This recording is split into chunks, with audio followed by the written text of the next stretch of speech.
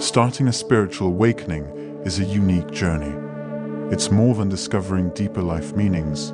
It's about an inner transformation. This profound change often leads to something unexpected. Friends drifting away. This part of the journey might make you feel alone, making you wonder if you did something wrong. However, it's important to understand that this is a natural part of the awakening. What makes these shifts happen in our friendships? Keep watching as we explore the reasons why you might lose friends during a spiritual awakening. 1. You've outgrown them. When you begin a spiritual awakening, you're not just changing, you're evolving into a version of yourself that's more connected and conscious about life. Imagine a caterpillar turning into a butterfly. That's the kind of transformation we're talking about. This isn't just about learning new things. It's about seeing the world and yourself in a completely new light. A wise person once said, "Growth is painful. Change is painful. But nothing is as painful as staying stuck somewhere you don't belong." As you grow, your interests, beliefs, and even your sense of humor might change. You might find yourself drawn to different activities or topics of conversation. The jokes you once laughed at might not seem funny anymore, and the topics that once bored you might now be fascinating. Consider this. A music enthusiast who discovers a new genre of music might start spending time in new circles, gradually drifting away from old friends who don't share this new passion. Or someone who starts practicing mindfulness might find that their old group of friends, who prefer loud and busy environments, no longer fits their new lifestyle. It's not that anyone is at fault. It's just that your paths are diverging. Remember, it's natural for friends to come and go in our lives. Just like seasons, people have their time and place in our life story. Some are there for a reason, some for a season, and a precious few for a lifetime. A great thinker once said, "Letting go doesn't mean that you don't care about someone anymore. It's just realizing that the only person you really have control over is yourself." As you evolve, you might find that your circle of friends changes too. It's not about leaving people behind. It's about moving forward on your path. And sometimes that means walking a part of your journey alone or with new companions who align more closely with your transformed self. 2. You are more true to yourself.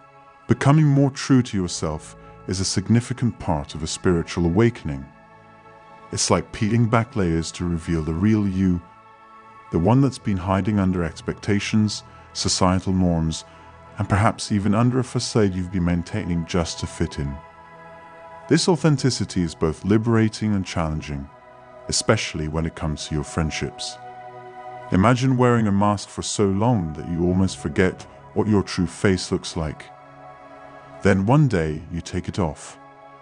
Suddenly, the world sees you for who you really are, and you see the world with new eyes. This change can be startling, not just for you, but for those around you. Friends who were accustomed to the person you pretended to be might feel uncomfortable or even disconnected from the person you truly are. It's like a tree shedding its leaves. Some branches remain bare, while others sprout new growth. In this process of self-discovery, you might lose friends who were attached to the old leaves, the old you. This doesn't mean there's something wrong with them or with you. It's just that your paths are diverging, much like two roads in a wood, and you're taking the one that's true to your authentic self. A saying goes, "Be yourself. Everyone else is already taken." This rings especially true during a spiritual awakening. You start to embrace your quirks, your unique way of thinking and being, which might not align with your old social circle. This misalignment isn't a reflection of failure, but a sign of personal growth and integrity. It's important to remember that friendship at its best is a celebration of mutual authenticity. Losing friends who don't appreciate the real you is not a loss, but a clarification. It clears the space for people who resonate with your true self. As you change, so do your relationships, making room for connections that are more sincere and fulfilling. In the end, being true to yourself is about aligning your external life with your inner values and beliefs. It's a journey that might mean walking away from some people, but it also leads you toward others who appreciate and love the real, unmasked you. This is the beauty of personal transformation. It brings you closer to people who echo your true self, fostering relationships that are deeply authentic and meaningful. 3. They weren't real friends. During a spiritual awakening, you gain clarity about many aspects of your life, including the nature of your friendships. You start to see who your true friends are and who were there for other reasons. It's like turning on a light in a dark room and suddenly seeing everything clearly. Some friends are like shadows, present only when everything is bright. You might realize that these friends were more interested in what you could offer them, be it your money, status, or other benefits, rather than valuing you for who you are. They're like leaves that cling to a tree in summer, but disappear at the first sign of autumn. These are not friends but opportunists, and a spiritual awakening illuminates this truth. As you grow and become more empowered, your tolerance for anything less than genuine, supportive relationships diminishes. This can unsettle those who thrived on your previous complacency or benefited from your lack of assertiveness.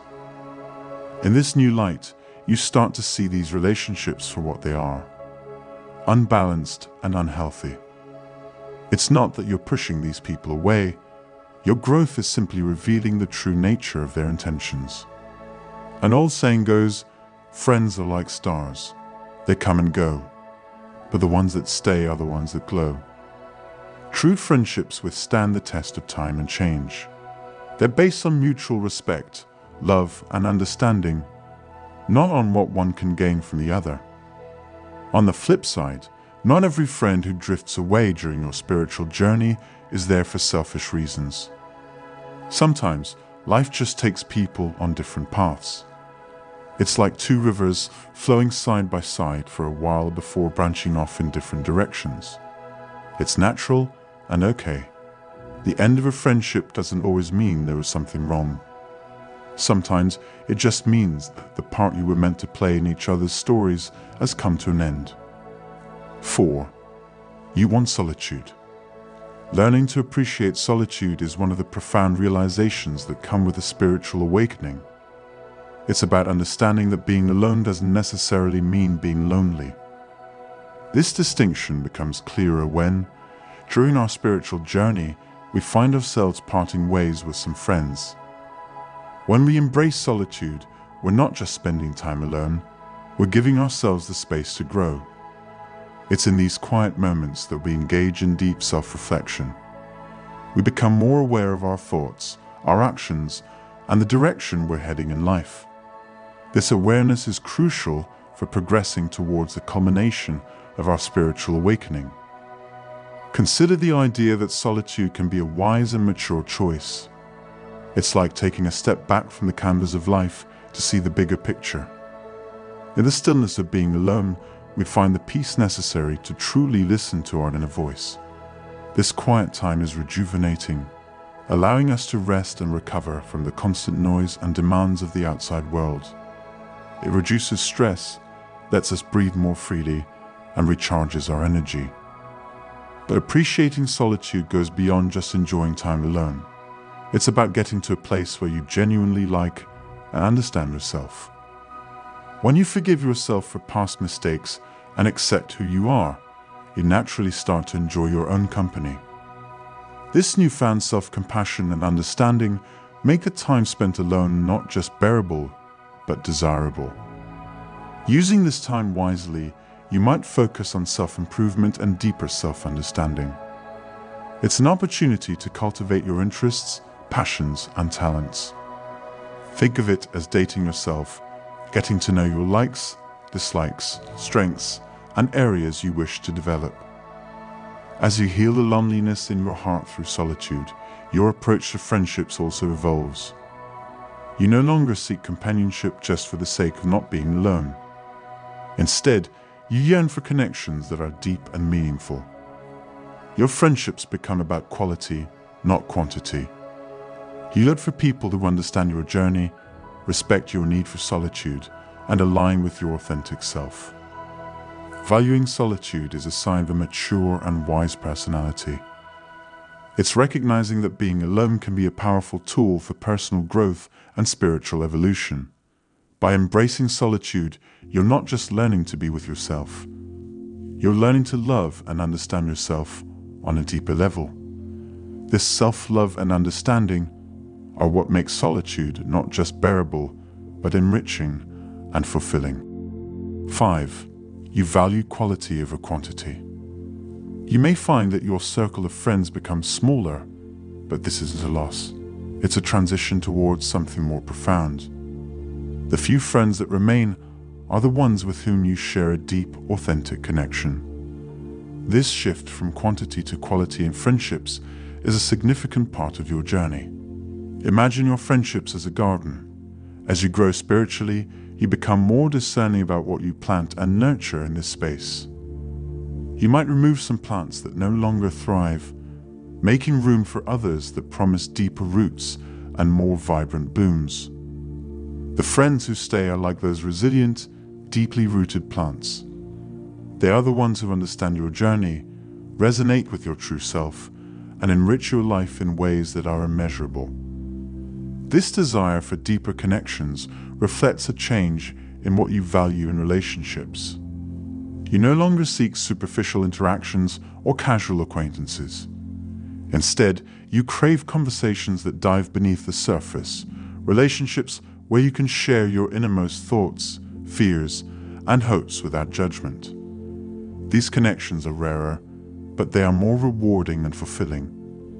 As you walk this path, you'll find that these deeper connections offer a level of understanding and empathy that you hadn't experienced before.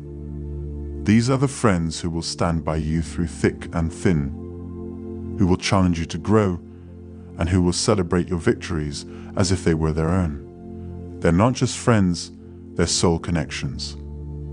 It's important to remember that the departure of some friends isn't a rejection. It's a realignment of your social universe.